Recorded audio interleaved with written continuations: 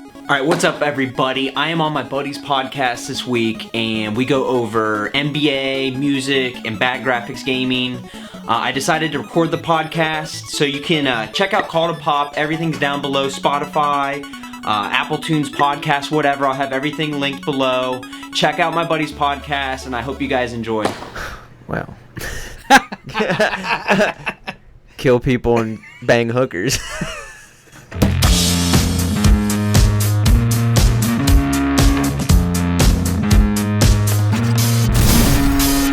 Hello and welcome to the Kult of Pop.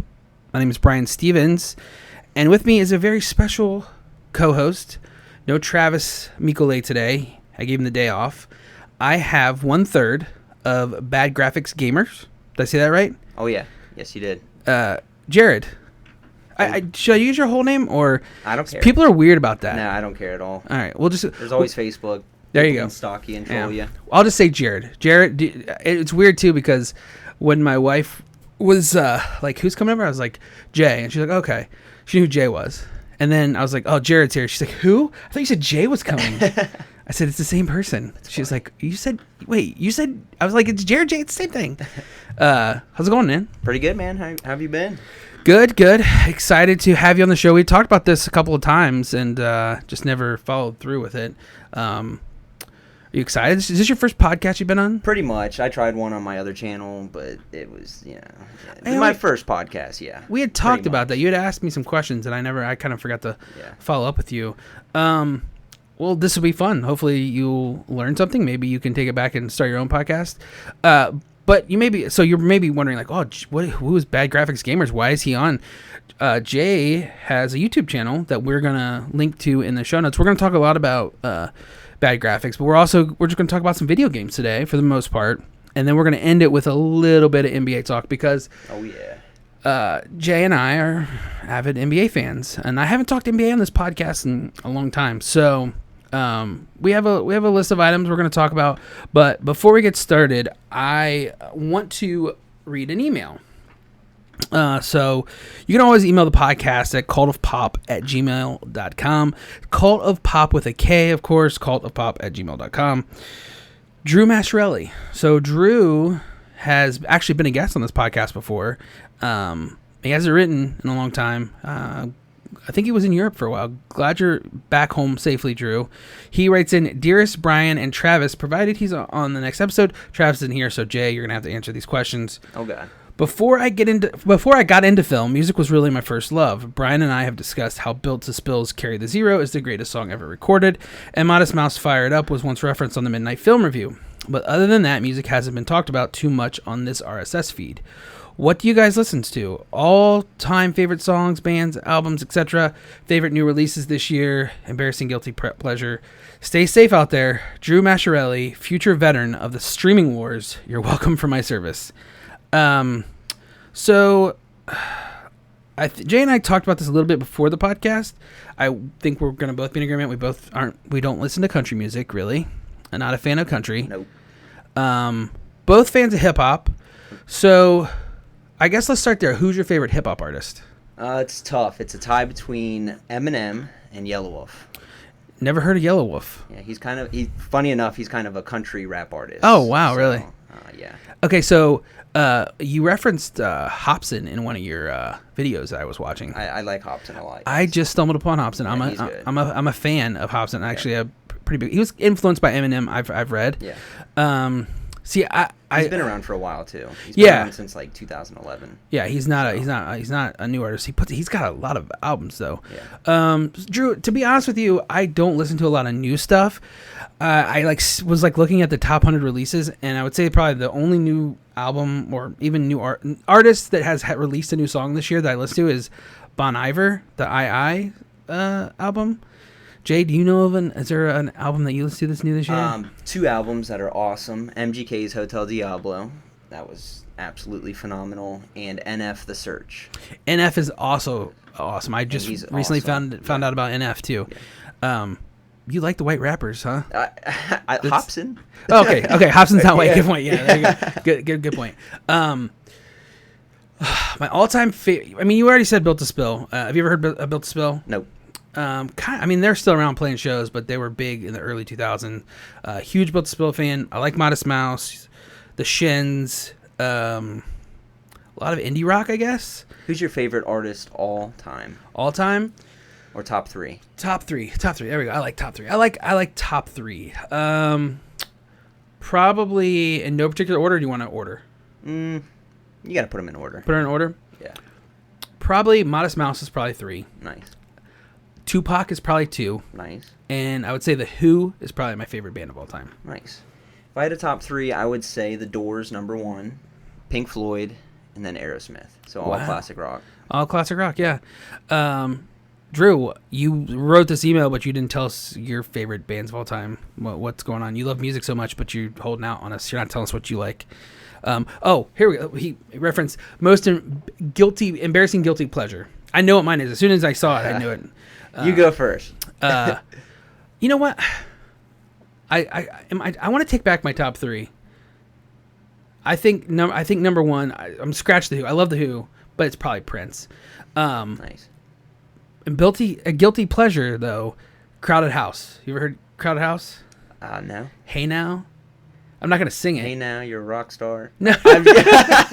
I'm kidding. It's like hey now, don't dream it's over. Does it sound like that? No, I'm terrible at singing. I know that song actually. Okay, yeah, that's Crowded House. So that's probably my guilty pleasure.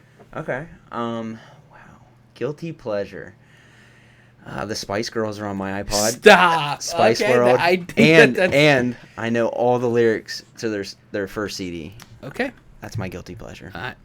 That is a guilty pleasure. I would definitely be embarrassed by that. So anyways, thanks Drew for writing in. We appreciate it. Write us in. Email the podcast at cultoffpop@gmail.com. I was like forgot our email address for a second there. And update. Again, we will have a website. Travis is working diligently. He's leaving the country next week, so it's going to be who knows when. Probably sometime in 2021 we'll have a website for you guys to see. But I promise it's out there. It's coming. All right, Jay. Let's get into this little interview here. One thing that I found, I'm just gonna say this off the jump. Let's get this out of the way. One thing that I am so annoyed with your videos is the way you guys talk, because it's hillbilly dialect. Fucking it's awesome. No, listen. It is so contagious. I found myself saying ER on the end of shit. And I was getting so annoyed. I was like, oh my god, Jay, give the audience who doesn't know what I'm talking about. Just throw a sentence out there. Tell me something to say. I gotta. Just say video game. Oh, video games. Yeah. Okay. Every time you say Zelda. Anyways, it's super contagious. After watching this, I found myself I was trying so hard not to throw an ER on shit at the end of sentences. But anyways, that's really the only nitpick I have about the show is the way you guys talk is so contagious. But that's how we are in real life. We never, like when we go game hunting and everything, that's how we talked, because there was hillbillies at the flea markets, and we just kind of learned the dialect, and it made it. I'm dead serious. Yeah. And then we started doing the videos, and people thought it was funny, and that's how we talk when we're just hanging out. So that's how it happened. I will say, one of the things about, I guess, or we should back up. Can you just give the audience kind of an understanding of what the show is about, what you guys do, how it came to be, just a background of what it is, where it came from, and what you do. All right, where it came from, should I say when we started collecting? Sure. That's the next question, is when we started collecting. I started collecting video games about 10 years ago. I was actually at the flea market with Buzzy, and we're both entrepreneurs, so he found a game store that was selling out, so he bought 70 Nintendo cartridges for $2 each, and he's like, I think I can sell these for $4 each.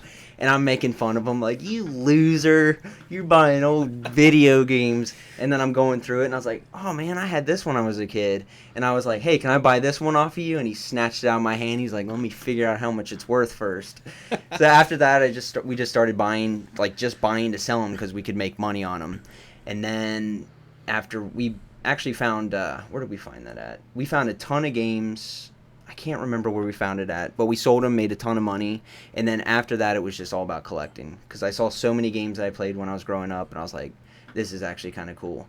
And this was before the gaming market really blew up, where it's at today. Today it's getting crazy as far as prices and how many people are getting in it, and you have old grannies trying to beat you to the flea market and the garage sale. So everyone knows the secret's out, but it was a lot funner back in the day. How did you decide to start recording yourself doing this? So again, being entrepreneurs, we wanted to make a YouTube channel that no one else had done. So we had never, I was talking to you about the Game Chasers, we had never watched them before. So we're like, well, let's record, because it's funny, like when we go out and find video games, we're talking to people and they're all hillbilly. Like, this is funny. You can make a show out of this. So we're like, let's make sure no one's done that on the internet yet. And we didn't know anything. We get on there and we found them and we're like, these two tool bags, they stole our idea, and they had been doing it for a year or two or whatever. So we didn't do it, and then we started going to conventions to sell the video games, trade, whatever.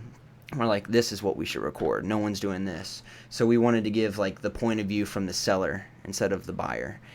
And we make them do funny things for discounts because it's funny. That's really the catch of the show, and I'll be honest with you. That's the selling point. So it's the way I explained it to my buddy. I was like, it's kind of like Pawn Stars meets Jackass. Is kind of what I don't know if that's a completely good analogy, but you guys do some meets bartering. The Beverly Hillbillies. Yeah, you guys do some bartering. You guys make some deals, but there's always a catch. It's either throwing wasabi in your mouth, or snorting a line of ketchup and mustard, or giving Jay a massage.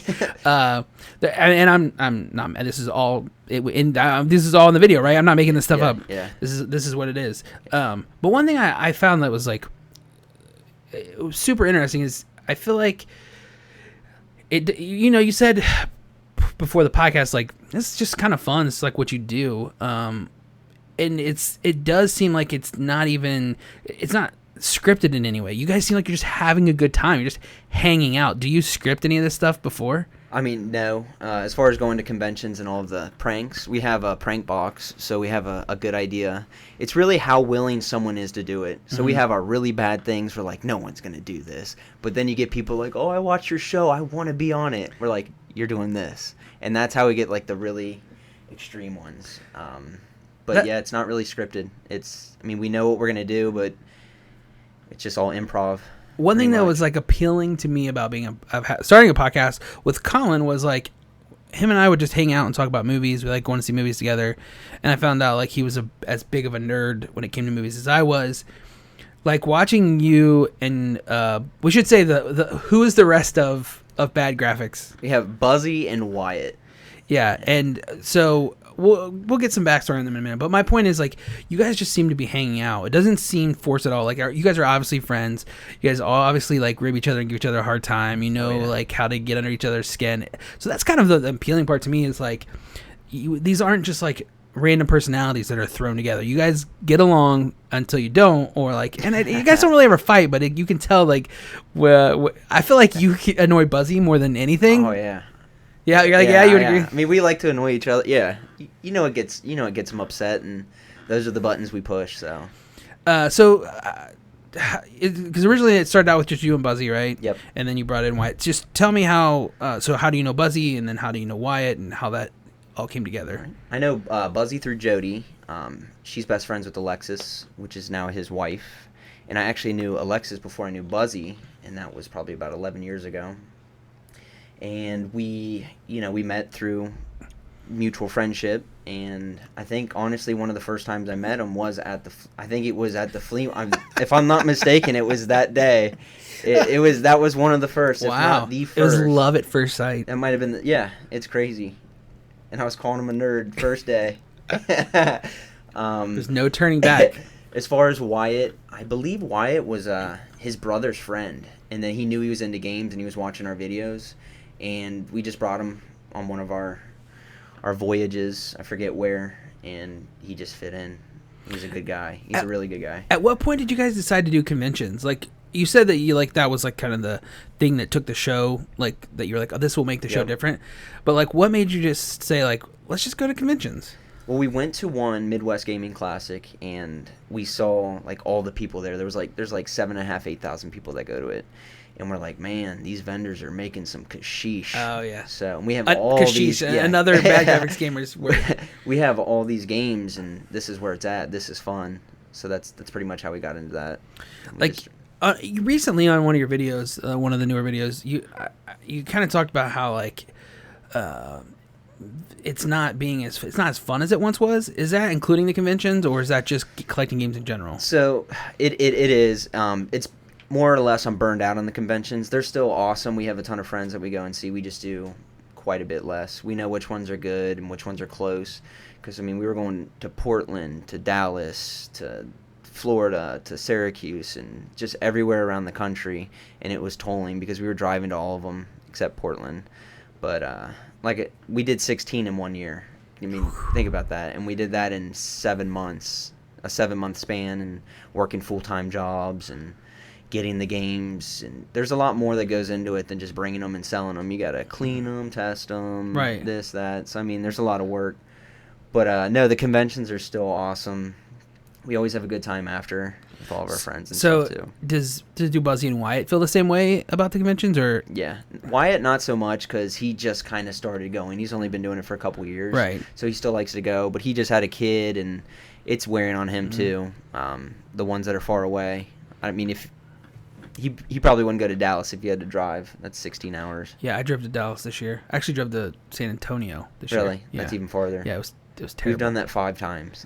I'm over it. It's a long drive. Through the night, and then I get 3 hours of sleep and work 10 hours outside physical work. Yeah, that's rough. It's tough. I could see why it would be taxing, and obviously it's just so expensive to fly your stuff there. You can't. Yeah. So I could see why you're hitting up the Midwest. It seems like the ones in Wisconsin were fun. Do you go back to those every year? Yeah. The best ones are Midwest Gaming Classic, Retropalooza, and Too Many Games. As far as attendance, who's there, and just the people. What is the biggest gaming convention in the U.S.? I think it is. We've been to it once. We've never vended there, but MagFest. I think they get like 14,000 people. Wow. But it's more of a. It's not just video games. It's more like music, and I can't explain it. It's different. Okay. It is different. So, and it's probably super expensive then to be a vendor for that one. Yeah, and it's 24/7. I think the convention 24/7. 24/7. I think the convention goes for anywhere from 3 days to a week. And it's 24 hours. How so is people that? can buy games at 4 in the morning. That's crazy. And if you're not around your stuff, then someone can steal your games at 4 in the morning. Where's this at?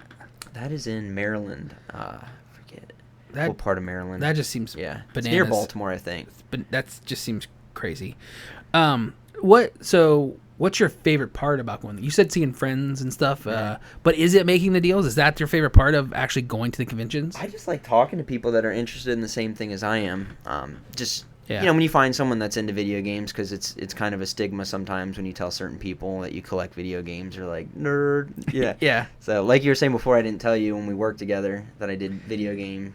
Yeah, I didn't find this out till like YouTube. Way after. They're like, hey, check out my channel. I collect games. Like you. Okay, dude. Games. So yeah. So what is the most annoying aspect about going to video game convention? Other than, I mean, like besides like travel. Yeah, besides the travel and the hauling the shit around, like. Honestly, I can't think of anything too annoying. Like they're very fun to go to. There's a lot of cool people, for the most part. And they're always in different cities. You get to sightsee, and I will say this: there's no way in hell I would sleep in some of the hotels you guys sleep in. Oh God! Dude, how do you do that? How do you? Airbnb? No, it's on the minute. We're calling where we are. We're in the middle of nowhere. We're calling, and it's usually foreign people that wake up when you call them, and they're pissed. How much for a night? And they say 60. You're like, how about 40? How about 60? Like, how about you take the cockroaches out of your hotel and then I'll pay 60. I mean, it is what it is. It's fun. It's funny though, I think. The one episode you guys went to my hometown, Mansfield, Ohio, and you stayed at the Roadway Inn, which is not in Mansfield, but I know where it's at, and I cannot believe you guys stayed in that hotel. Do you know which one I'm talking about? I don't know. You've stayed in so many shitty hotels. I know we did a convention at a bar in Mansfield. Yeah. I didn't remember staying in a hotel there. It was like on your way. I think you guys were traveling from Pittsburgh to Mansfield, and it was Chicago. Or Chicago, yes, you're right. Chicago. Yeah. And that hotel, I think, is like right outside of Toledo, and it is Roach Motel. I cannot believe you stayed in there. We've never gotten bed bugs. Just saying. Don't knock on wood now, but you better knock on wood. Yeah. Okay. That's pretty awesome though. I'm honestly kind of envious because it's kind of like a band touring. Yeah. It's kind of what you're doing, yep. Sleep in the same bed. Yeah. Save $10. Yeah. Hey. So I have on here, I was going to ask you what your favorite convention is, but I think you kind of listed the 3 that you like the most. But is there a particular year or this one main convention that you went to that you remember that's the most fun? You kind of talked about before playing football with the Game Chasers. Yeah, that was cool. Is that the best convention you've been to, or can you think that of was another not one? That was probably, I don't want to down talk. It was not the best convention ever as far as the convention, but it was a great convention. But I had a lot of fun when we went to Portland, and I don't know if that was necessarily the convention. It's one of the biggest in the country as well. But I've never been to Portland. We flew to Portland. We didn't have to drive there. A lot of people on the West Coast watch our videos. So that's really cool. We'd never seen them before because we're always in the Midwest or right. Texas is usually as far west as we go. But that one was cool. Portland as a city is kind of dingy, but it was a lot of fun. They have a lot of strip clubs, I heard. They have a lot of bums that pee on the street and don't give a shit. They just whip it out and go. Oh. I'd never seen that in my life. And they're wearing pajama pants. So a lot of swear. Dick. Yeah, unfortunately.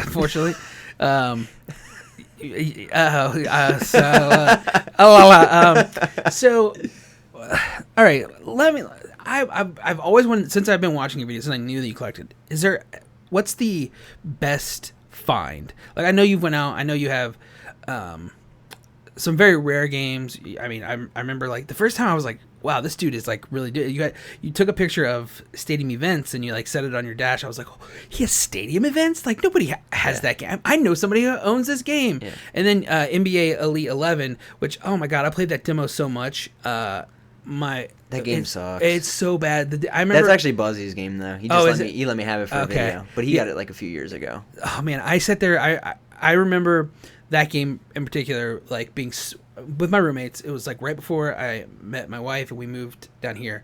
So it was the last hurrah. Yeah. And I loved NBA Live growing up. We'll talk about our favorite games a little bit later, but I loved the NBA Live franchise, and it sucked for so long. And I remember hearing things like, you got to get this demo, NBA Elite's the new NBA Live. It's going to be awesome. And then I remember we were playing this game, and Andrew Bynum is standing like Jesus in the middle of the court, and you're just what is happening? It's so hard to play. Yep. And I guess I didn't even realize that was actually ever released, because I'm not. It wasn't released. I guess but he has. That's actually a full game, right? Yeah. And you played it. Yeah. It's shitty still. Games. It's shitty. Crap. Okay, but back to the original question. What is the best find? I'm talking random find, where you're at a flea market or you're at some random game convention and you're this person doesn't know what they have. A $2 for this find, or something that I bought that went up so much. Either or. Because I did sell my stadium events, and I remember I paid what did I pay? $2,900 or $3,000 for it 7 years ago, whatever. Then I sold it for $12,000. Wow. So it went up a lot. 12 big ones. Yeah. Kashish, as you would say. Kashish. Yeah. But as far as finding games, I can't think. We've had hella deals. We found we went to a storage auction because we were watching Storage Hunter, whatever, Entrepreneurs again, and by chance we're looking for video games. No one just opens up a storage unit it's a game store. There was a game store in there, a game store. Wow! And we were with a bunch of Peckerwoods out in Middletown, and I remember Buzzy's bidding on it or whatever. We spent $225 for the whole thing, and it was nothing but games and porn. It was awesome. I swear. Wow, I don't know why we weren't recording then. If that had been the best episode ever. And in the locker, we got made fun of by all the guys. They're there's old tapes in there. Okay, old man, whatever. They came back and we sold porn out of our locker. Oh my God! I swear. Oh my God! So the old guys came back and bought the porn. Yes. Wow. How good is that? That's the best story ever. You can't even sell porn today. It's all free. Who buys porn? Old people. Old people porn, in Middletown. Yeah. Oh my God. Was there any games in there that were worth any money? Nothing crazy. There was good games in there. There was nothing single-handedly crazy, but I think there was 1,500 to 2,000 video games. And if you think $2 a piece. Wow, you guys definitely made some cashish off but that one. That was before we knew what we were doing too, so probably didn't Man. sell it as much as we could. Wow. But So that's an awesome find. Awesome story. Great. That was an awesome. You recently you completed your set of NES games, correct? Yeah, about 8 months ago. And you decided to sell it? Yep. So you said in the video you had duplicates though, right? I'm because you kept some games, right? You kept yeah, no, I mean I didn't have duplicates of the ones I sold, but I still probably have 800 video games. I didn't sell them all. I just pretty much with the NES, it was getting out of hand. Like I had everything. I had all these games. I don't even look at them. I just wanted to say I had them all, and they're worth a ton of money. And I could slowly see the market kind of shifting, going to disc games instead of cart games. So I was like, I don't want to be stuck with. I have no sentimental value. I just wanted to say I had them all. Mm-hmm. So I sold all the really expensive ones that I had no sentimental value. They were just collecting dust. They meant nothing to me. Then I kept anything I had as a kid or anything that I actually played or liked. You didn't sell the complete set. No. You just sold off games. Yep. Yeah. Did you sell off like the ones that like were worth the most? Oh yeah. Yeah. I mean, what game's worth a bunch of money that you want to play? Yeah, none of them, right? Yeah. Yeah. Usually the crappy games are the ones that are worth a lot of money. And I've been doing it for 10 years, so at some point you're like, I just don't care. You're right. You got to sell. You said you saw the market shifting, so might as well sell high. I mean, like you mentioned, I think in the same video about the guy who had a case of stadium events. Is that right? Yeah. So I forget his name. I've seen him before. He's been at a convention. He's somewhat famous or whatever. But the story goes that he had. I know for a fact he has one case because he has it's sealed. But he claims, I believe, that he had like 24 because he bought out an old warehouse inventory and they just got rid of all the games. So he has like thousands of sealed games and they happen to have a bunch of stadium events there. So he would go on Craigslist deals and sell like a sealed stadium events for like $10 just to see the person's face. That's how many he had. But that box of 6 sealed stadium events is worth $1 million. Think about that. Because I know how much sealed ones go for, and people don't realize. Because you see on eBay, but when you're in conventions and you see what people are paying, and I know that's the only one in the world that like a sealed 6. And so, but wouldn't that drive the market down? Isn't that crazy? You would think, but if let's say there's 200 stadium events, how many sealed ones are there? Right. No more than if he had 24. He claimed to have. We know he has 6 for sure, but there's not many sealed ones. What's the rarest NES game? Is it stadium events or is it World Champion? What is it? Buzzy has one. It's a NWC Gold. There's 20. What was it? They gave away.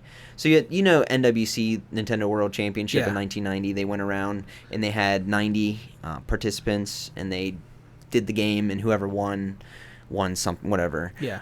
They gave every person that was in the contest one of the games, so that's 90. And I believe they gave another 24, 25, or 30 something out to people that worked the event or something. So there's at least 115 of those. And then in Nintendo Power, they had 24 of the gold ones, and you had to mail in, and they just picked names. And it's either 24 or 26. But they've found 13 of those so far.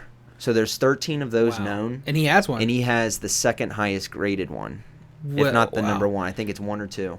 Are you serious? So what's the estimated worth of that? You don't want to say? A lot. A lot? Yeah. Wow. More than what people think. Wow. But I won't say anything. Is he holding on to that for? That's the Honus Wagner of baseball cards. Think about that. It doesn't matter if the market drops off. People like rare things. Comic books, even Beanie Babies. You have a Beanie Baby and there's only 10 of them. It's worth a lot of money. So he bought that off someone, right? Yeah. Yeah. Okay. Mm-hmm. I know, and I have it on film, him buying it too and everything. So that's pretty cool. Yeah, that's pretty cool. Yeah. I would go and hold that every night and just make sure that it was still there. He just throws it around. He doesn't care. Jeez, what a silly boy. First day he got it, we're like blowing in it and putting it in the Nintendo. Like, this thing ain't working. I swear to God. That's hilarious. We didn't know how to use it because it has like a little knob and you have to hit the knob and you have to hit a button something or you can only something. And we're like, this thing's broken. Let's get a refund. I would be furious, I guess. It worked. Oh my god! Did you play it? So you played I was busting his balls when it wasn't working. Oh, I can you imagine. bought a lemon. Oh man!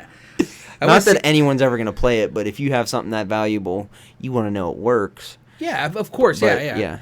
Did you guys play it? Well, we didn't get it working, and then by the time we figured out how to get it to work, he didn't want to put it in Nintendo anymore because we were scratching it. Yeah. Okay. Fair enough. Fair enough. Good for him. That's pretty wild, man. Yeah. That is crazy. I didn't know. Obviously, you guys have never really, I don't think, talked about that. Have you or did I just miss the episode where you talked about that? No, we haven't really. I mean, talked about it. Everyone knows though, but yeah. I mean, that's crazy. Is there a game that you want that you don't have, or that you? There's a lot of games I want.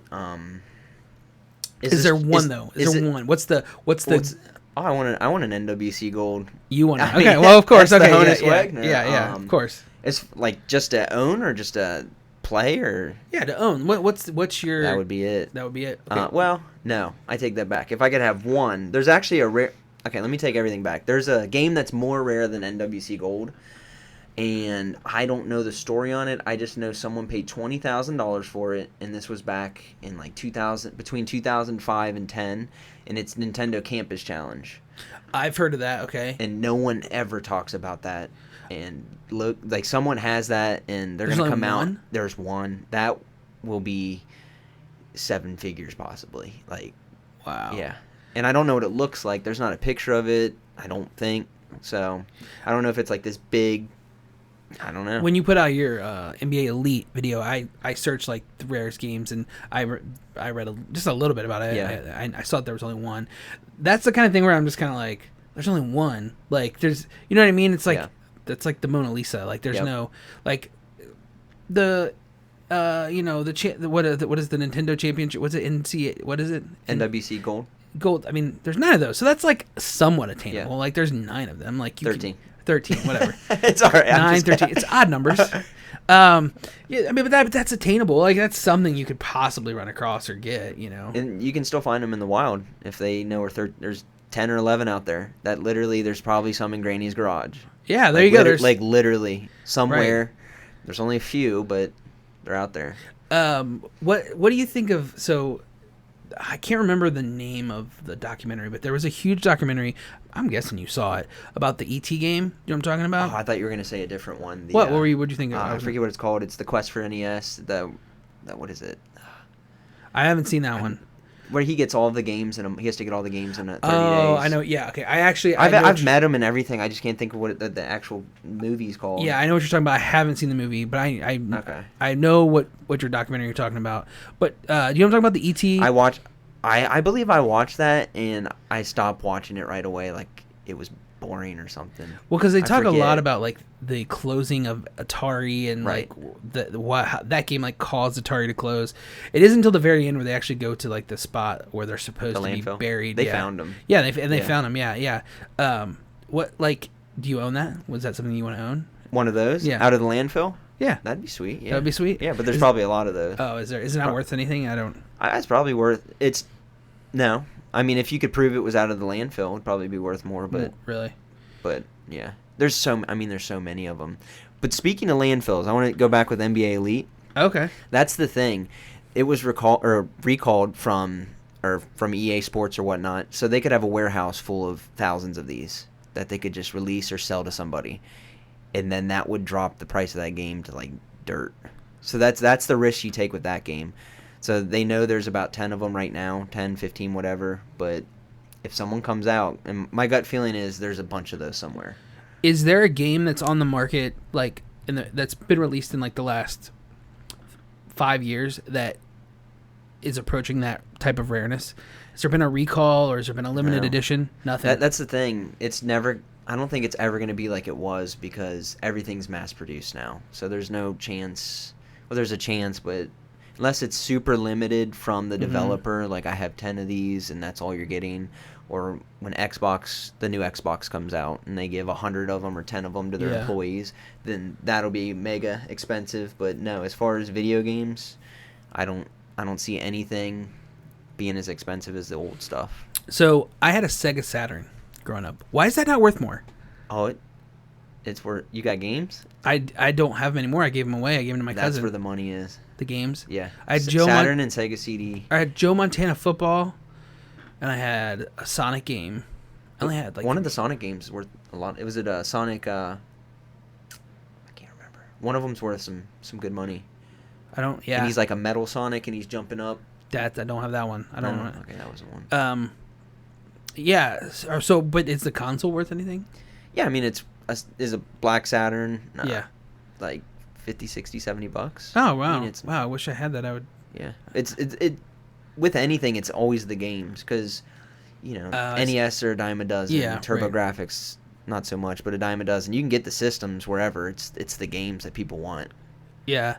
So I remember I had a baseball game for it too, I think. But I remember like having it and it was such a piece of crap. The game sucked for it, and like they just stopped making games pretty quickly. Yeah. And I got a PlayStation, and my cousin PS1. Yeah. Nice. Yeah. And my cousin was like, "Hey, do you think like I could have that?" Because and he was like I don't know 10 or 11. You gave it to him. I was like, "Yeah, just have it."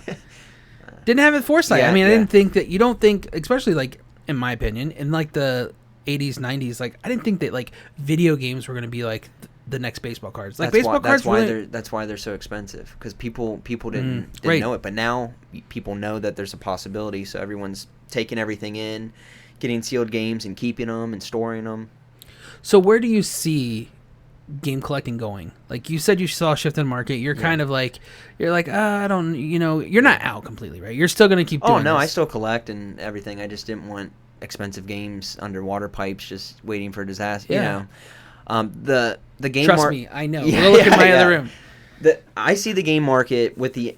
I actually made a video about this. It isn't out yet, but the introduction of Wada Games, which is basically a renowned company that knows what they're doing to grade video games, and they have a little icon you can scan, and if it's a complete game, they take pictures of the board and everything, so it's in a case like a comic. I forget what company grades comic books, but when that happened and there was like a platform to grade comic books, so people that weren't into comic books that had a bunch of money that wanted to invest, so you don't have to know anything about comic books, but Superman 1's a lot, right? Yeah. And if there's a catalog telling you a Superman 1 that's rated an 8 overall is worth $1 million, and you see one for $900,000 and you have a bunch of money, so that opens the market for comic books, and that's the same thing that's happening with games.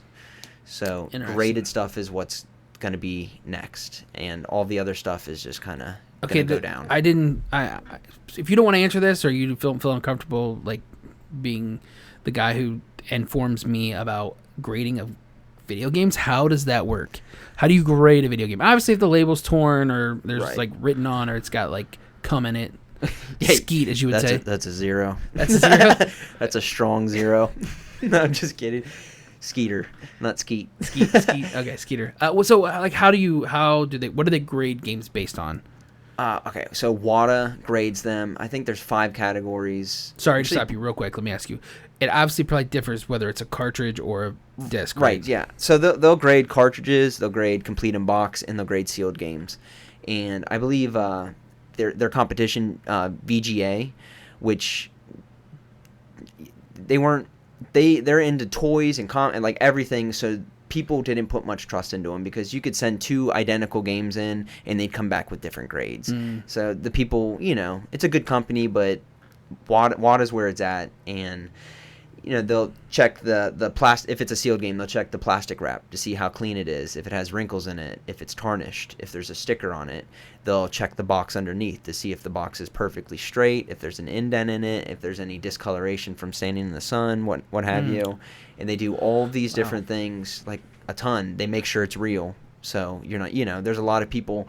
If you have games that are $10,000, there's going to be people trying to fake it. Sure. And they're going to buy the machinery that does a pretty damn good job. But so they're there to let you know that if it's real, if it's fake, and that's the security blanket that investors need, and that's why games are going through the roof now. Graded games. Do you have any graded games? Nope. How much does it cost to send a game in to get graded? It's not too bad. The more you send in, the less it is. I believe it's I don't even know. It starts off at like $30 or $50, I believe. I'm making these numbers up, but around there. And they do like a 30-day turnover.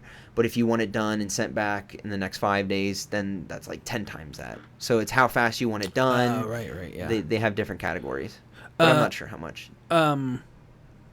So where do you see? So back to my original question: where do you see game collecting going? To graded games. And that's exactly that. Yeah. Look at comic books. When the serious collectors, people that are into comic books, if you have a nice comic book, you get it graded. And the difference with comic books and video games, because people get mad if you put if you grade a video game, it's that's a piece of history that you can't play. Not true. You can emulate any game, and you have the physical. You can't put the physical game in there. You could break open the plastic if you really wanted to, right? But you can't. To me, it's preserving history. They have the boards that if too much humidity, this or that, then they don't work. So if you have a piece of history, now you have it preserved in an acrylic case, and you can't get any fading from the sun, and you can play the game. With a comic book, you can get online and read it. Yeah, right. With the game, you're getting, when you emulate it, you're getting the same exact game. That's a good point.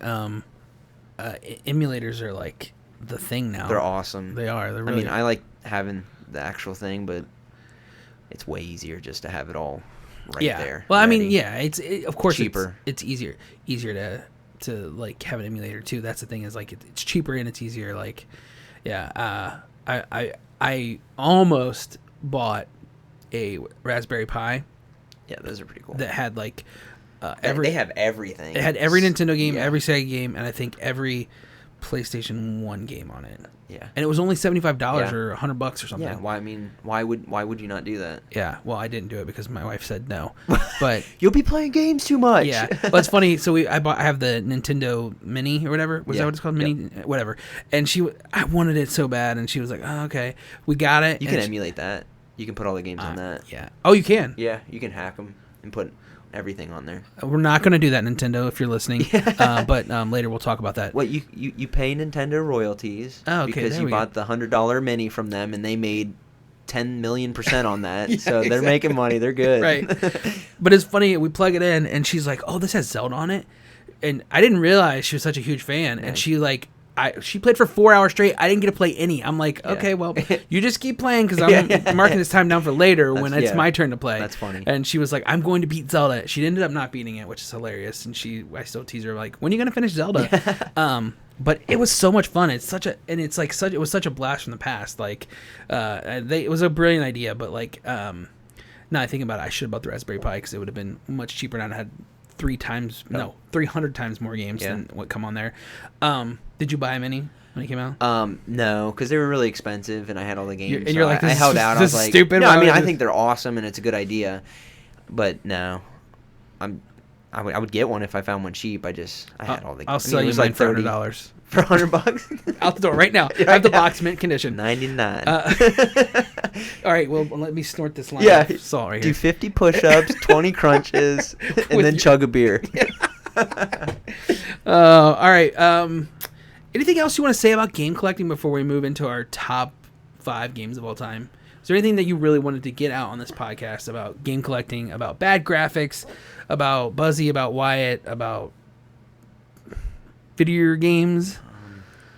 No, not really. Game collecting is still it's still fun. It's just expensive. Just the thrill of going out and finding stuff that you had when you were young and finding it cheaper than if you go online and buy it. It's really exciting. It's something to do. You got to find exciting things in my old age to keep me going. So, all right, real quick. This is impromptu. I'm throwing it out. Top 3 gaming systems of all time. Definitely NES 1. I like new school stuff. I'd put PS4 2 and then Switch. You like the Switch? Yeah. How do you feel about Sega? I mean, I like Sega. I grew up with Sega a lot, but Nintendo was my jam. Really? Yeah. See, so we're getting ready to talk about our top 5 video games of all time, and 2 of those for me are Sega Genesis games. Like I had a Nintendo. Underrated. I will say underrated. The graphics and gameplay in a lot of Genesis games are a lot better than the NES. They just didn't market it as well, and it's kind of what you grow up playing. I still played Sega, but it was mostly like Sonic games and Golden Axe, you know, Right. a few games that I still think are pretty badass now, but I played so much NES, and that's what you saw on TV, and when you watch movies, it was in everything. Right, yeah, Sega did a terrible job of marketing. Yeah. And the thing is They had a lot of money too. They just didn't.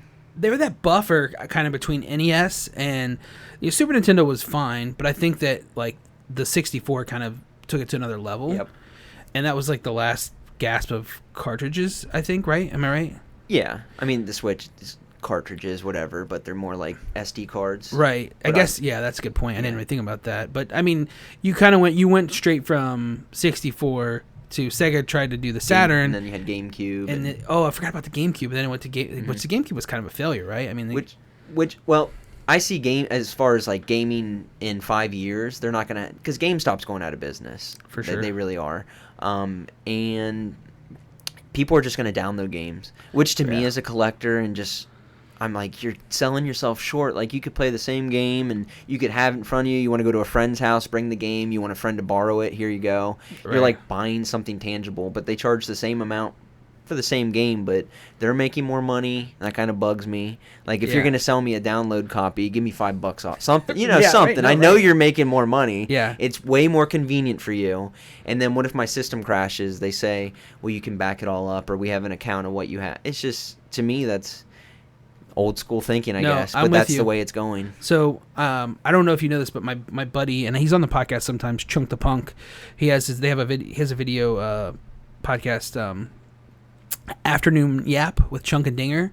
They talk about video games and other stuff, but he's a huge video game, and it's something we always talk about. And Colin, I've talked about video games. Those are two huge gamers, and they're always like, talking about downloading games, and I'm like, man, it takes a long time to download a game, and I get annoyed when I bring a disc home and I have to wait like 45 minutes. Like Red Dead Redemption 2. That one, exactly. Or Grand Theft Auto 5. God, that one took like 7 hours. Yeah, I'm you're like, what? Okay, tomorrow morning I'll wake up and play this game. Yeah, it's like you pay a bunch of money. It's like, I want to play this shit now. Yeah, right, exactly.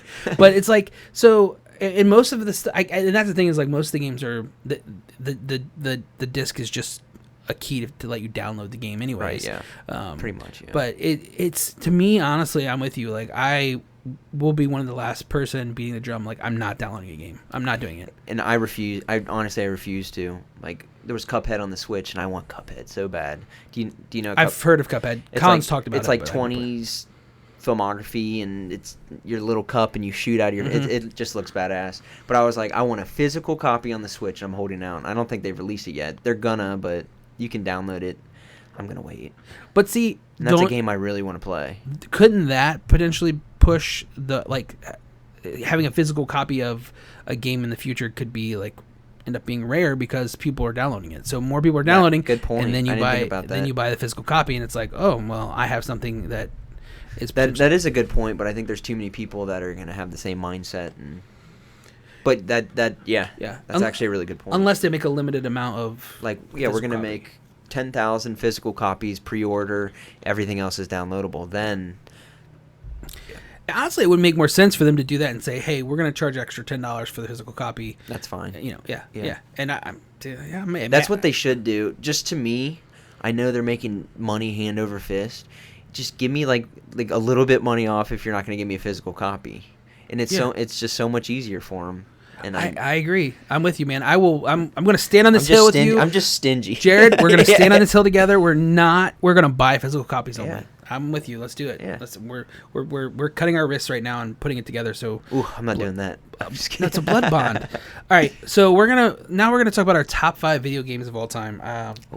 Let's start with our number 5. We'll go back. You do 5. I'll do 5. Right. You do 4. I kind of have these in order. I wrote them down because there were so many games, and these are kind of my top 5. Okay, might switch tomorrow. You're kind of top 5. Okay, and then so we'll just talk about why we like the game. Why it's in our top 5. Yeah. I guess we'll go from there. So what is number 5 on your list? All right, and this is a cop out. Any of the original NES Mega Man games, 1 through 6. If I had to choose, any of them. I would choose 1 over all of them. Mm-hmm. But they're all similar, pretty much the same game. Any of those. I love Mega Man. Mega Man is They're one of those. Awesome. I love Mega Man too. I remember So difficult. so hard. I remember, you're playing because you got to figure out the right order to beat the bosses in, and It's all about memorizing every step, every block, every shot. It's gratifying when you win. I remember my dad beat. I think it was Mega Man 2, and he was the first person in the family to beat it, and we were like, oh, he was like, I didn't believe him. I was like, what? No, you beat it? Did he take a picture on his camera phone? Yeah. No, he went out and got a Polaroid and took a like, picture. Yeah. No, but that's a great. I mean, Mega Man is obviously. It was a staple, I would say, for is it Capcom? Is that who? Capcom, yeah. Yeah. Have they made Mega Man games? They just recently? made a Mega Man 11, and it was awesome. Was it awesome? It was ridiculously hard. Was if it? you think the old school ones are hard, no. This one was like really rage. What's the hardest game you've ever played? Probably that. Really? Well, no. I mean, I've played Silver Surfer for the NES. I've never played that game. It's impossible. Harder than Battletoads, though? Yeah.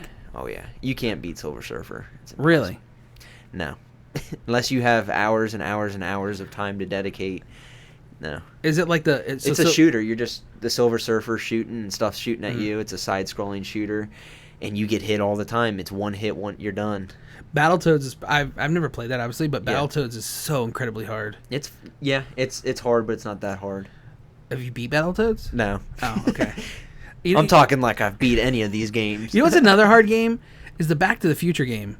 Never played it. That game is so. I had it. That was one of my first. When I first got my NES, I had that Top Gun. Yeah. That game's hard too. Yeah. That game's really. Yeah. Nintendo games are really hard games. That's what makes them so intriguing, though. Because if they were easy and had the graphics back of the day, people wouldn't. I mean, you're right. You'd beat them. Point. You pay $60-$80 back then was like $100 now. Yeah. You beat the game in an hour. They're like, I'm not buying another one. Right.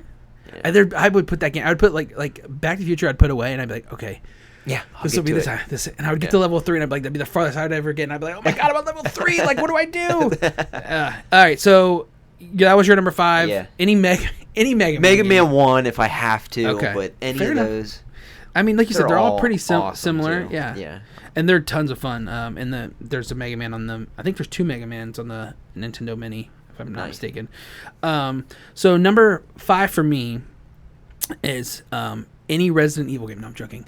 Resident Evil 2. I love Resident Evil. Resident Evil 2 is... Why the second one? So I had one down first, and I was like, is that true? So I went and I watched some like gameplay on YouTube. Yeah. Because I don't have either of those games, right. Which I'm like thinking back, like, man, I need to get an emulator. Anyways, but I don't think you could do... Anyways, that's all, neither here nor there. Do they do emulators for PlayStation? PlayStation? Okay. Yeah, PlayStation 2? No, PlayStation 1 though, for sure. PS1, yeah. PS1.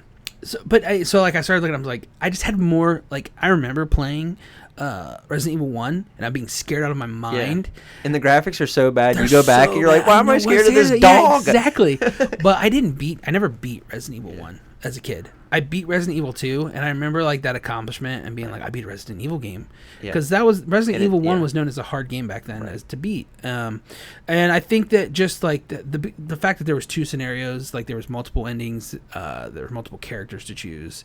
I think that was probably it. I think that's why I chose it. I love horror related games. And those are actually my favorite games, survival horror games. Mine too. I love the adrenaline rush you get when you're turn the lights out and play. Yes, same. Yeah. But yeah, I looked up like the way the rankings of the Resident Evil games are, and Resident Evil 4 is like everybody's like, oh, it's the best. I hated that game. That game was so hard to play. Yeah. You agree with that? I liked it. You liked it too? And it was different.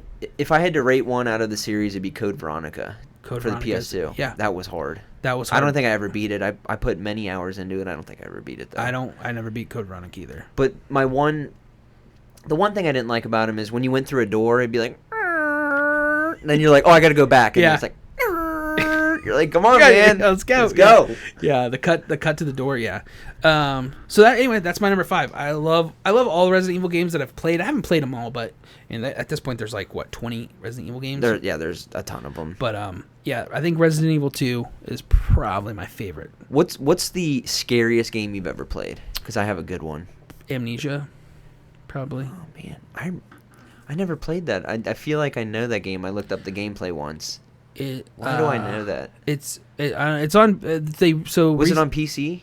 It was on PC, but they recently had a PlayStation free game. What is it called? The PlayStation Network, where they get PS free, Plus or something. PS Plus, yeah, it was free. And oh man, Colin, I would have got that. Colin, I've heard a lot about recommending that it. game, and I think I saw like gameplay on it. It is scary as shit. Yeah, and it's like there's a girl in it. Yeah. Yeah. So I would say that. Okay. Yeah. What's your scariest game? Alien Isolation.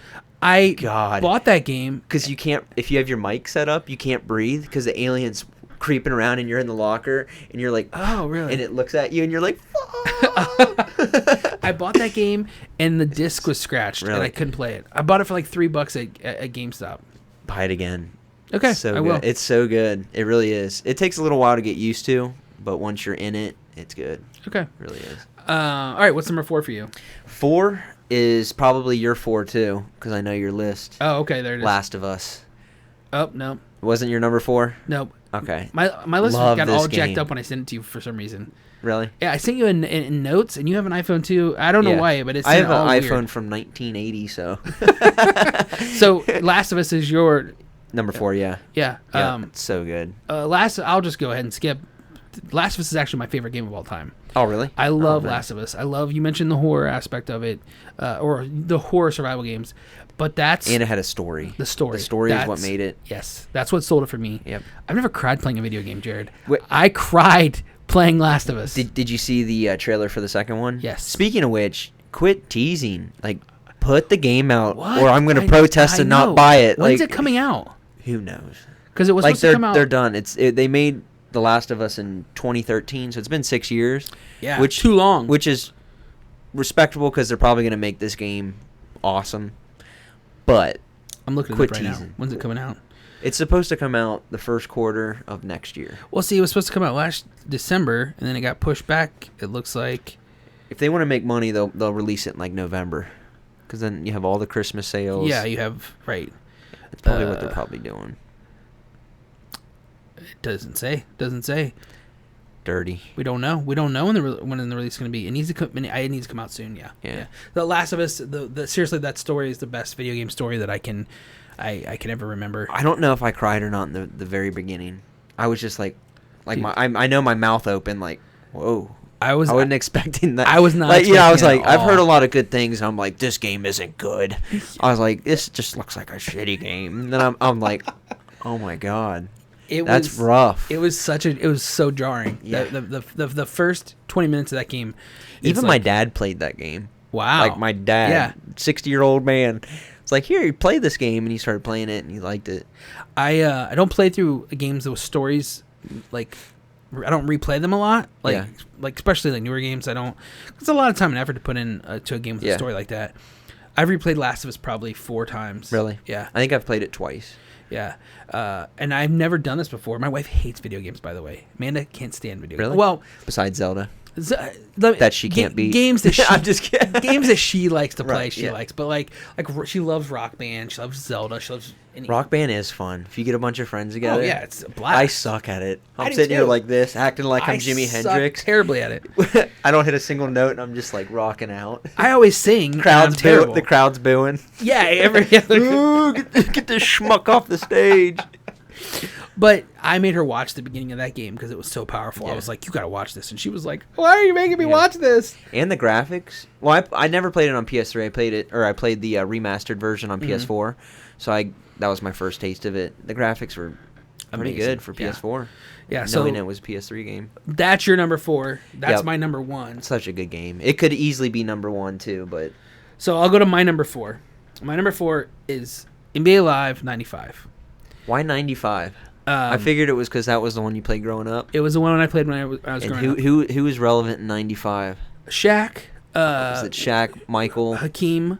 Well, here's the thing. Michael Jordan was not in the video game. Michael Was Jordan, 95 when he was playing for the White Sox farm system? Yes, he was not in the game. So the Snorting Orlando coke and Magic. gambling.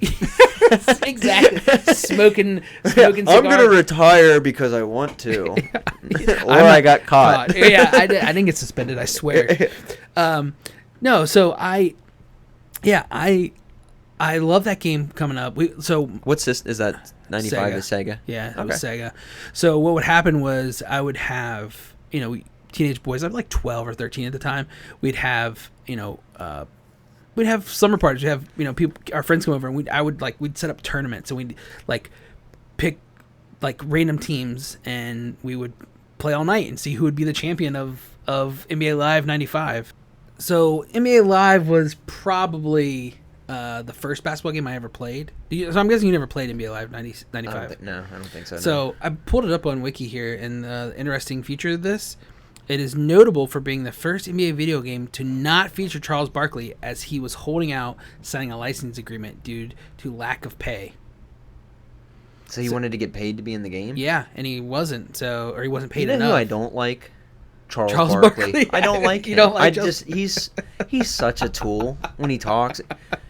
How many rings you got, Barkley? Ooh, So, but NBA Live 95 was probably my first real basketball game, and yeah, man, I loved it. No Charles Barkley though. I guess I didn't realize at that time playing it. But yeah, I don't think anyone noticed.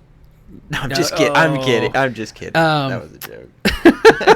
All right, so that was my number 4. What's your number 3? Love this game. Played it for hundreds of hours. Grand Theft Auto 3.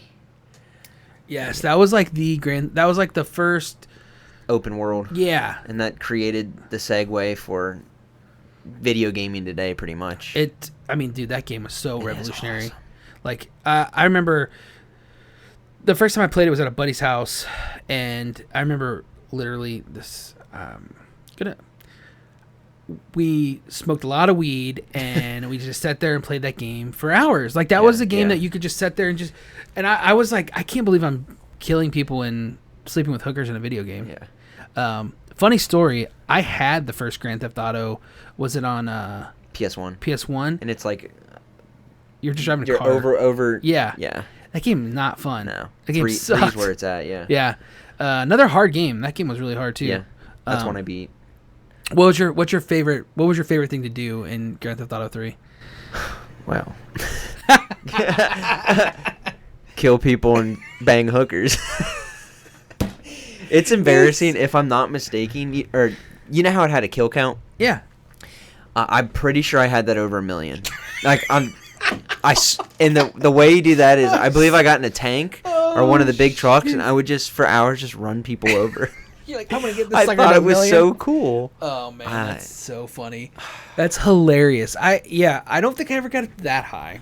I'm pretty sure I did, because I kind of remember that, but I know I was macking some people. I remember we would get the police meter. What my mind's blanking. What was the meter called?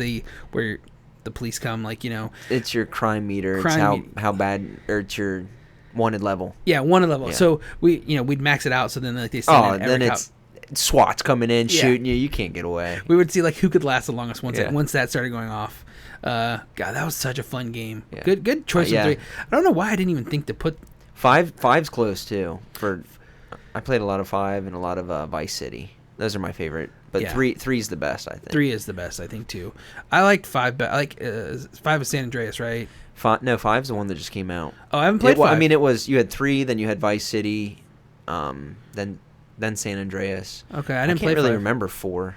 5 it's been around for like the last 5 years because they haven't come out with a new one. But I'm pretty sure they're coming out with a new one, and it's going to be. I will play that one. I'm pretty sure, if I'm not mistaken, it's going to have every city that's ever been on any of the games. Awesome. All of them. Yeah, that big.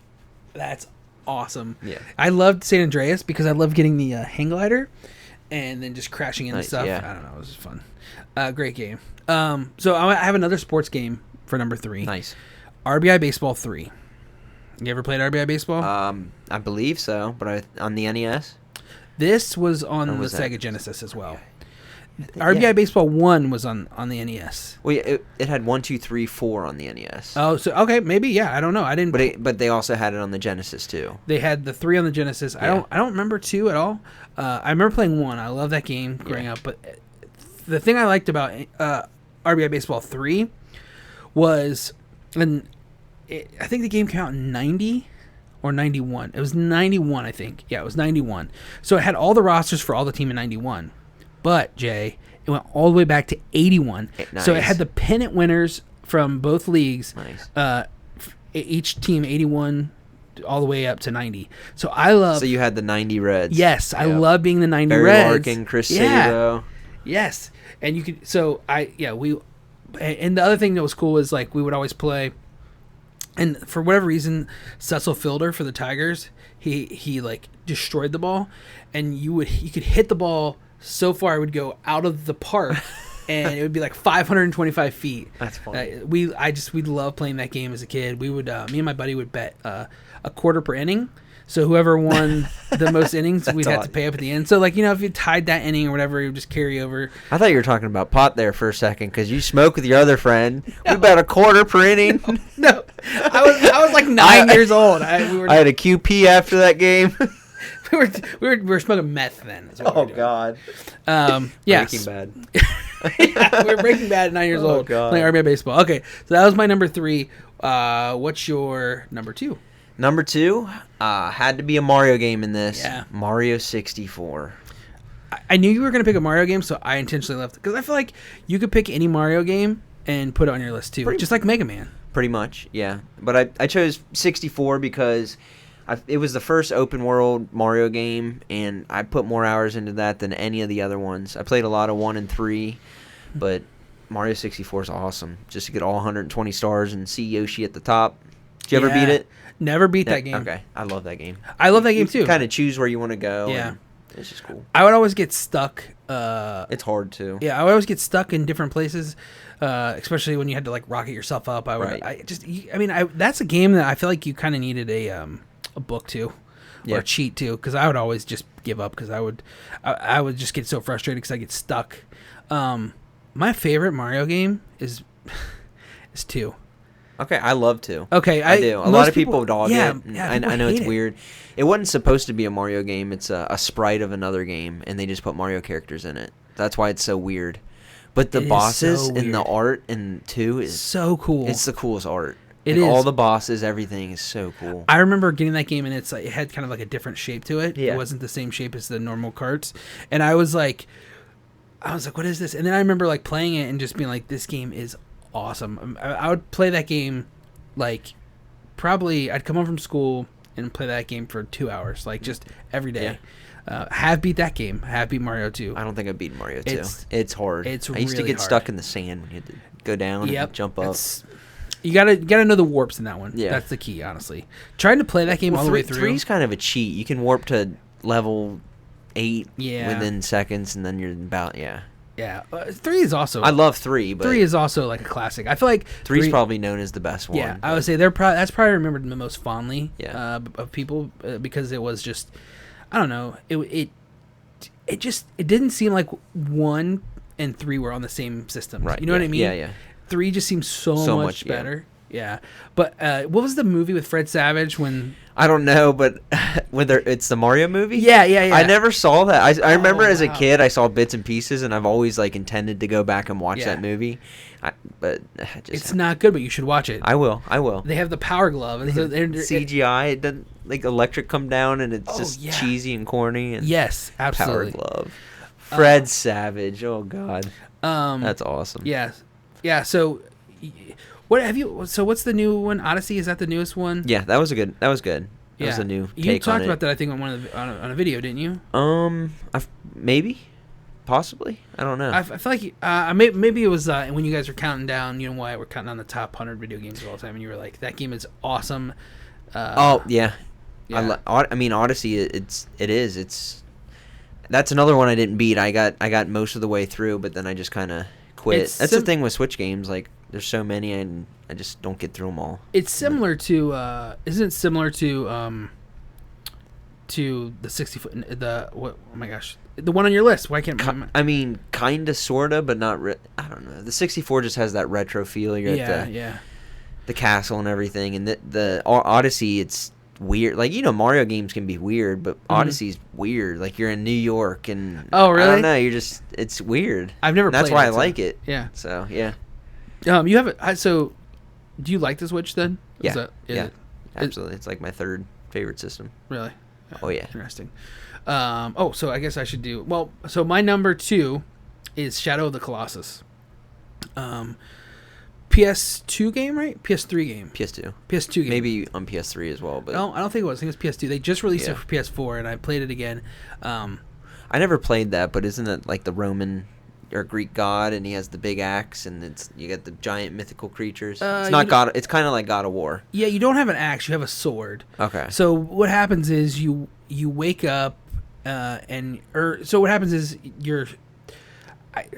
they don't ever really say. It's either your sister or your wife, or it's a female. Sister. That's like your wife? Well, maybe it's a sister wife. I don't know. God. There might be some incest going on. I don't really know. But there's a female who is under a spell, and this godlike creature is like, if you kill these evil colossi, then I'll bring her back to life. And so and it's a vast world. Like there's so many different like you're literally on a horse riding for a while. Like they crawl out. Yeah. Nice. And each colossi has like a blue pulsating weak spot that you have to figure out how to get to. You got to climb up these. And at the time for PS2, the graphics were insane. Like the camera's 360, so you're climbing up and it's following you around, and you're falling these like it is insane. And the story is really, really simple, but it's heartbreaking and awesome at the same time. Like, there's a huge twist at the end, which I will not give away. I've talked about this game on Chunk the Punk's podcast, The Afternoon Yap. He didn't really like it as much as I did, but this game is like some of the best graphics I've seen in a video game. Especially, it pushed the limits of what a PS2 could do. It looks amazing on a PS4. They just re-released it, remastered it. Nice. I would recommend this game to anybody. If you are into gaming at all, this game is it's unique and it's super difficult. It will try your patience, but it's a lot of fun. Nice. I'll have to give that a Shadow of the Colossus. Yeah. All right. What's your number 1 game of all time? All right, number 1. Can I do a cheat again? Sure. Whatever. No rules. Zelda has to be in my list. All Zeldas? So no, not all. I mean, I like most of them, but Breath of the Wild and Ocarina of Time. That's a tie. That's a tough tie. Really tough tie. I would probably give it to Breath of the Wild, but yeah. Breath of the Wild, I've never played it, but people talking about it almost single-handedly made me want to get a Switch just to play that game, because everyone says that game is one of the best games ever made. It is. What makes it so good to you? Why do you love it so much? You still get the Zelda feel in it, but it's completely different. Usually you have like 6 dungeons, and you got to get all 6 dungeons done, and then you get to the main boss in a Zelda game. This is all open world. You can go to any of the 4. I guess they're not deities. They're 4, and they're not really dungeons. It's kind of 4 dungeons, but you could beat the game in 10 minutes. You can go to the villain right in the beginning of the game. Oh wow! But you have no powers, and you have you probably need some gear on whatever to beat the main guy, but you have to go through 4 dungeons, and every dungeon that you beat before you go to the main guy powers you up to fight. So it's cool. I don't know. And I heard it's like there's just so many different like ways to play the game, if that makes sense. Like, so there's quests and you have side quests. Yeah. And the thing I heard is shrine. There's like 100 and something little mini shrines, and they're little mini games, and when you get so many shrines, you get more health and yada yada yada. That's what I heard is like the game, like those little side quests are so good compared to other game side quests. Yeah, like a lot of game side quests are just annoying. Then if you're like, I always like the Batman games. I would always like some of the side quests, like especially I can't stand the Batman games. Really? Yeah. Especially when you're like gliding through stuff, I would just quit that because I don't want. I'm not a completionist to that extent. Yeah. And they're just so annoying. It's like whatever. But I heard that like the side quests in the Zelda games are like part of what makes the game so awesome is they're so good. Maybe someday. Basically, you make your own journey. You can do it however you want. Right. There's 1,000 ways to beat the game. It's not linear. You do everything how you want to do it, when you want to do it. You go to certain parts of the map and start doing the little mini quests, and it's just sweet. Yeah, I don't know. Well, we already talked about my number 1 game, The Last of Us. So just run down the list real quick. What was your top 5 again? Mega Man 1, if I had to choose. Last of Us, Grand Theft Auto 3, Mario 64, Breath of the Wild. Breath of the Wild. I had Resident Evil, NBA Live 95, RBI Baseball 3, Shadow of the Colossus, and Last of Us. So we had some overlap. What's your favorite sports game of all time? Ooh, that's tough. Probably an NBA Jam. NBA Jam. Any of the NBA Jams are fun. NBA Those Jam are is awesome. so or much Hot fun. Shots Golf's fun. Hot Shots Golf. Tiger Woods Golf. That's another one. Yeah. Yeah. All right. So I think that's going to deal with the video game talk. Anything else you want to say about video games? No, I think we covered lot there. Yeah. Let's talk about some NBA real quick before you're a notorious LeBron fan. The king. Am I a LeBron hater? No. No. You're realistic. Okay, fair enough. Good. I'm glad. I don't know. Do you like LeBron? I know you never really liked him. You'd always put, Lakers above him. But see, here's the thing with LeBron. I think he's the second greatest player of all time. Don't tell me who's number one. It's not Kobe. Okay, it's Jordan. Okay. It's Jordan. It hurts my heart to say he's better than Kobe, but he is, of course. Anybody who watched, he's better than Kobe. Yeah. He's unlike anything athletically I've ever seen on the court. I just hate his personality. His passive aggressiveness drives me insane. What is he supposed to do? Be like Kobe or Jordan and go over and yell at him, cuss him out, and tell him what to do. How do you know he's not back there doing that in the locker room? He's just keeping his composure. Maybe you're right. I just see a lot of Facebook and Twitter posts of. Well, he makes crappy players look good around him. He can. Well, besides last year, he got hurt, but he was carrying them to the playoffs, and they were young. Yeah, fair enough. They had no other all-stars, nobody. Washed up veterans. I will say this. I was excited for the season last year because I'm a Lakers fan, like you just alluded to. It was the first time we had a team where I thought, we can actually make the playoffs. I didn't think we had any chance of beating Golden State. No. Or Houston, for that matter. But this year, I feel super confident for the first time, and literally since 2010. Even after Boogie tears his ACL? I actually think it's better for the team. I love You're Boogie. Out of your mind. No, I love Boogie Cousins. But you'd rather have Dwight Howard. No, I wouldn't. Than Boogie. No. Then who do you want as a center? Anthony Davis needs to play center. No, he doesn't. Yes. Then he won't sign a long-term contract. When you listen to what he wants for a year, I know. Then you make him do what you want him to do. Okay, fair enough. I don't disagree with that. But if they're going to be successful, he needs to play you can't play. No way. He has to play the 5, and Kuzma has to play the 4. LeBron at the 3. That's the way. That's the best team they put on the court. No, I'm telling you right now. You need Cousins. You need a good.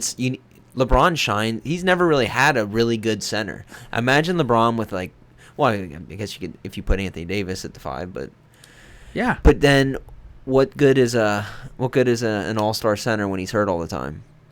Fair enough. I'm with you, but I think that Kuzma is I think Kuzma's really good, and he cannot Not defensively. No, he's supposed to be stepping his game up, but if he plays the 4 and you put Anthony Davis at the 5, that's a solid defensive team. Yeah. I don't know. Got Avery Bradley and who's their They're probably gonna. You mean he's gonna play 2 for them? Yeah. That's kind of their weak spot. I mean, I'm trying to think. I mean, it's a completely new roster. I have to kind of stop and think who they signed. Yeah. So there's rumors that so Rondo's gonna play point and then Avery Bradley's gonna play the 2, which I think is just.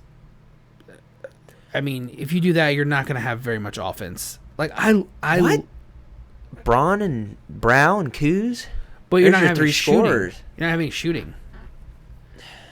And you can't play LeBron, Kuzma, and Davis. Do they have any shooters? No. They don't have a single lights out shooter. Caldwell Pope. They need to get Iggy. That would be the secret weapon. They've talked about that. They've talked about Jared Douglas. Danny Green. We're forgetting Danny Green. Yeah, there you go. There you go. That's the one that we couldn't remember. But I'm saying all that. But I really feel confident in this team. I think.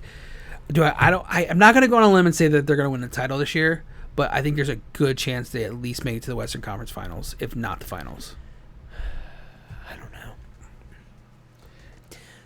I don't know.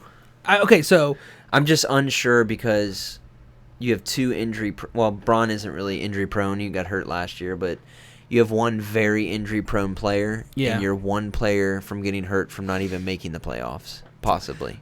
That's true. And God, if Kawhi would have just went to the Lakers, they would have been so set right there.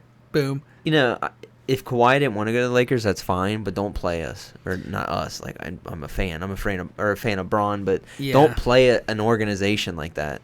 That was rough, man. That was rough. Like, the Clippers would have done the same exact thing if you said that's what you wanted. And then the Lakers could have pursued numerous different free agents because they waited 3, 4, 5 days when people were just literally signing no left one and was right. left. So they could have had a completely different squad if Kawhi would have just came forward.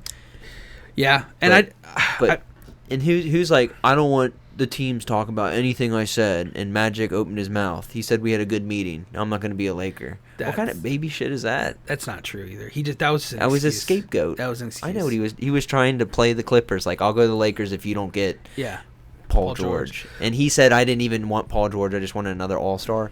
BS. He wanted Paul George. He called him, was hanging out with him. Well, apparently he called Durant first. And Durant said, I'm going with Kyrie. He was like, what? You want me to go where? You want a cupcake with a janky hamstring? Yeah.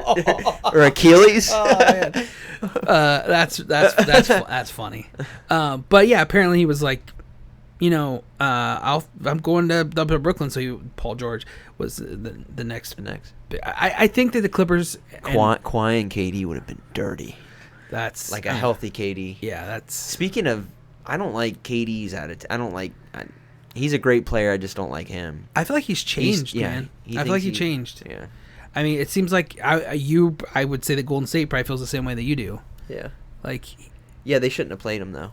No, absolutely not. Absolutely not. Like, so you took someone that could have been the top scorer in NBA history, a legend, and he still can, but to come back from an Achilles injury and lose a year, they might have taken an all-time scorer, and now. Yeah, we don't know.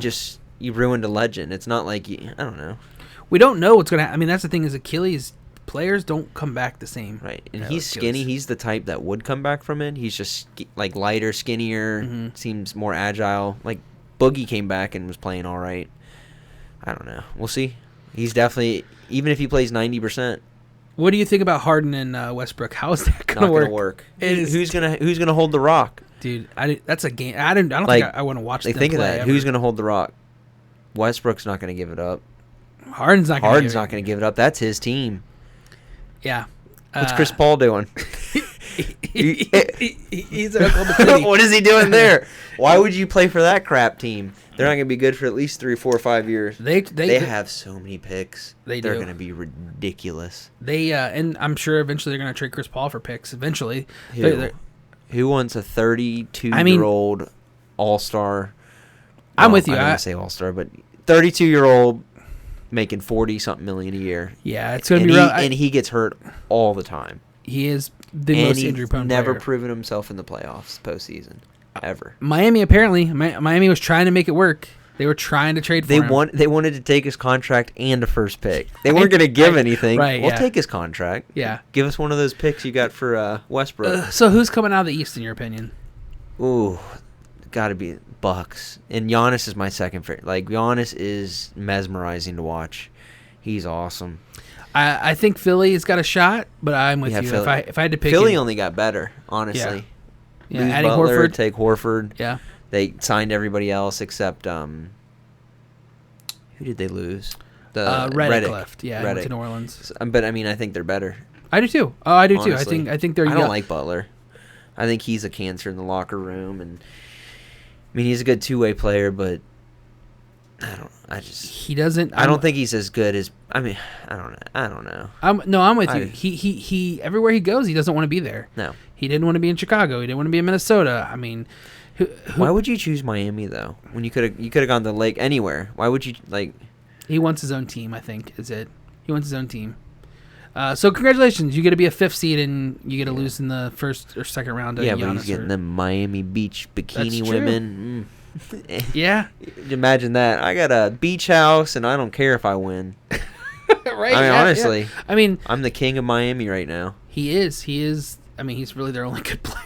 their only like really good player.